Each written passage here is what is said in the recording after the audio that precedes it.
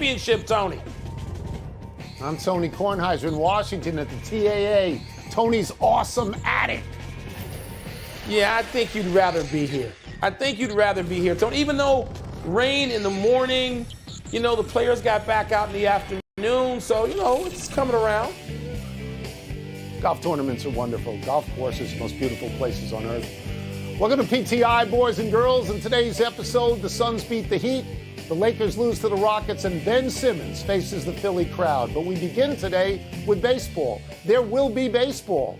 The owners and players came to a deal on a new collective bargaining agreement late this afternoon. A full 162-game season will begin on April 7th. Spring training could begin any old time now. Wilbon, your thoughts on the deal getting done and the season coming to fruition? Well, Tony, it seems like the two sides finally came to their senses. And I mean that literally. I think they must have gotten some sense if either side was paying attention to sort of which way the wind is blowing in terms of the public and baseball fans and people who identify with that, and how sickened they were of yet another negotiation that could threaten the season. And people don't want to hear that. And finally, it seems owners and labor were like, wow, maybe we shouldn't miss chunk of the season. Tony, I feel bad for the people in Arizona and Florida in the small communities where they depend on the economy of spring training, because they're going to miss a couple of 3 weeks, whatever it's going to be. They're going to miss that. They're the losers here. And now I don't care about their resolution. I don't care what the numbers are. I don't care what the hundreds of millions are. I don't care what the indexes are. Get on the damn field and play baseball. That's what we care about. Yeah. And I think people will very quickly forget about the issues, if they even cared at all. Play ball. Get to it. So I think this is very good. I think what people saw play out here is two different sides with two different points of view got together, sat in a room, they argued, they postured, they yelled, they screamed, they walked out, and they finally came to a deal. There's a little bit of pain on both sides, and that is called negotiation. You get to a point, Mike, where the deal is right in front of you. It's just right there, and you reach for it, and you take it. These are baseball players. They want to play baseball. The people who own baseball teams want their businesses to work. So they swallow hard at stuff that they don't like, and then they say, let's play ball. And I think it's great that they're going to have 162, Mike. And not only that, I think it's great that it's going to open before April 15th, which is the 75th anniversary of Jackie Robinson integrating baseball, which you and I both agree is the most culturally important and significant thing that ever happened in American sports. And I would have hated for them to miss that, because it's something that baseball can be proud of, that they took that step. May have been late, but they took that step. And Mike, baseball is a sport of old men. I'm an old man. I immerse myself in it. I do. 162 games. I watch bits and pieces of all of them. I'll say, I'm going to sound corny here. I think this is good for the country. I think it's a diversion. When gas is going to $10 a gallon, I think baseball's important. Maybe you don't. I do. No, Tony, I think baseball's important. I like you. I go and I sit there for now what amounts to about a 4-hour game. Even in the National League, I plunk down my money. I go to Wrigley Field, and I do that X number of times a year. I'm glad they're back, Tony, nothing's missed in baseball until you get past April 15th. And April 15th, of course, is that anniversary specifically, because that's when Jackie Robinson broke in. So good. I'm glad they're not missing it. Play some doubleheaders. So what? You and I, all our lives, we not only watched doubleheaders, we attended doubleheaders. So good. Exactly. I don't want to hear any more about the labor now. Get on the field and play the game. Move on. Let's move to basketball and the expected drama of Ben Simmons choosing to go to Philadelphia and sit on the bench tonight as his new team, the Nets, plays his old team, the Sixers. Simmons is persona non grata in Philadelphia because he refused to play there. Philadelphia fans are notoriously the most abusive in sports. Wilbon, is it wise for Simmons to go there and sit tonight, and is it wise for the Nets to let him? I don't think it's an issue, Tony, of wise or unwise. I really don't. I mean, if you think you need to put your toe in the water and sort of wade into this before you perhaps get to a situation where you got a 4 out of 7 situation against the Sixers and you got to be, in these games in Philly, maybe you can go into it slowly. Maybe that's part of the calculus here. I don't really get it. I don't understand, unless they're going to come out and say he's flat out injured still, why Ben Simmons isn't on the court trying to help the Brooklyn Nets yet as they struggle to maintain a 500 record. So that's where I'm, I don't think he can help Brooklyn all that much this season. I think he will help Brooklyn immeasurably in the future. I think this is a futures trade for the Brooklyn Nets, and it opens their window even wider for the amount of time they can win with him. I don't think that time is now. And to tell you the truth, I get tired of Philly fans. I just do. I rip them often on this show for their behavior, but I can't wait to see this tonight. I really can't. Yeah, I think it's a bad idea for Simmons to do this. I think if he was playing, it would be different. I think all the conditioned responses in his life around a basketball court would make it easy for him to lose himself in the game and maybe even tune out the crowd completely, if not completely, but a lot of it. To sit there on the bench and listen to the full-throated venom of Philadelphia fans, I think is a bad idea. He has said, Mike, that he had mental health issues which prevented him from playing there. I just don't see how this is a smart idea. And I think it's a bad reaction by the Nets. The quote, the Steve Nash quote, and I understand this, he's a big boy, he'll be fine. That's to show you're tough. Simmons wants to show he's tough. I think I'm instructed by the Kevin Durant quote. Durant had to go back to Oklahoma City after he left for Golden State. And he was asked, can you use any of that to help Simmons? And this is the Durant quote. Absolutely not. That's one of the things he's going to have to experience for himself. No one's going to hold his hand. And then he said, we're out making $40 million a year. I'm sure you can take that abuse for a couple of hours. And his statements are right, but they're not particularly sensitive. Honestly, Mike, I don't know why he'd go and sit on the bench. I don't know what that proves. Sensitivity has no place in sports. It has no place in Philadelphia when you're on the opposing team. No place when you have basically said, I want out of here. I want nothing more to do with you people. That's right. In Philly, Ben Simmons is, and you know what? Let me just say, we talk about Ben Simmons in a very detached way. Ben Simmons, he seems like to me in every interaction I've had, just a really nice guy. Almost a kid. He's still young. What is he, 25? He just seems like a really nice guy all the time. I don't see how this helps, but maybe it'll get him used to it gradually. I don't know. Let's move to the high and low of the NBA last night.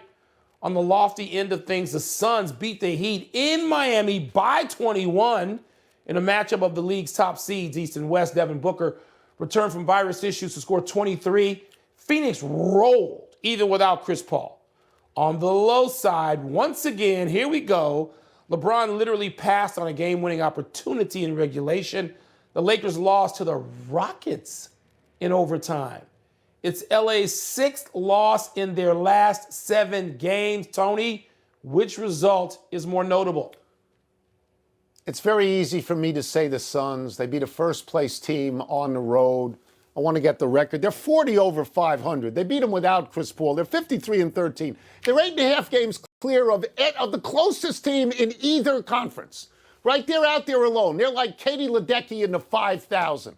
But I'm going to say the Lakers for this reason, Mike. They lost to a terrible team a team that's 32 under 500. In the overtime, they gave up the first 10 points. It makes you think, Mike, that the only way they can win a game is if LeBron James scores 56 points.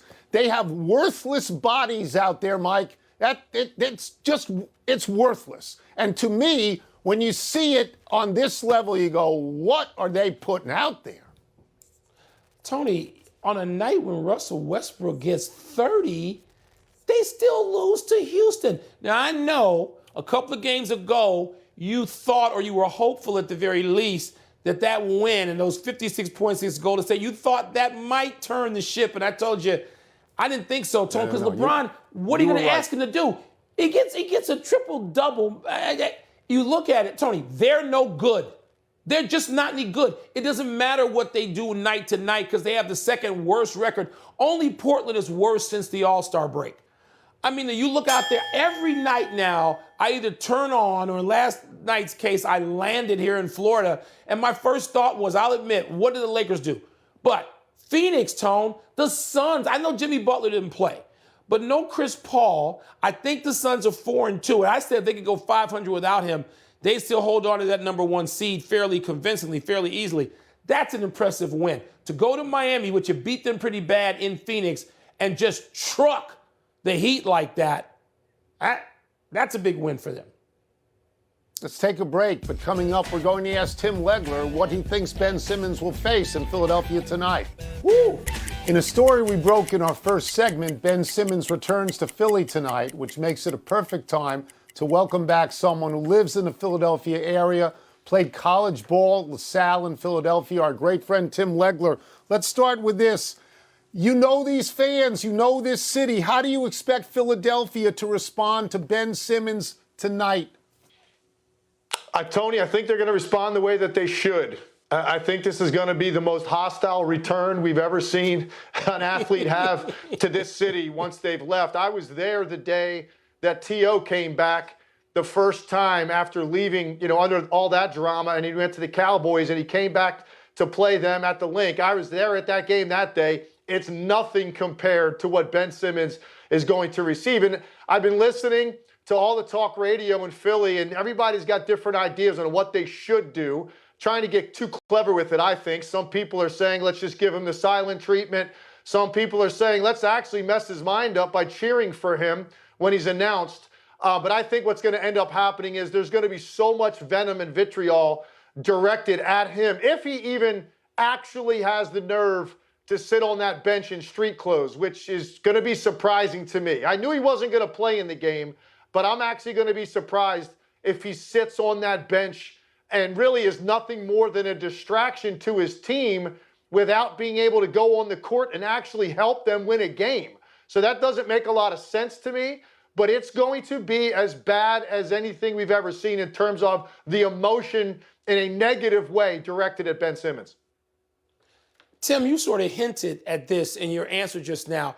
Isn't this stupid? Why are the Brooklyn Nets doing this? Why are they putting him out? Does it help? Can you see it helping in any way to have Simmons on that bench? No, I don't. Like I said, at least if you're going to go in there and you got to get it over with at some point, right? You're going to have to go in to Wells Fargo, whether that's this year on March 10th, whether that's in the playoffs this year, or whether that's next year in the regular season.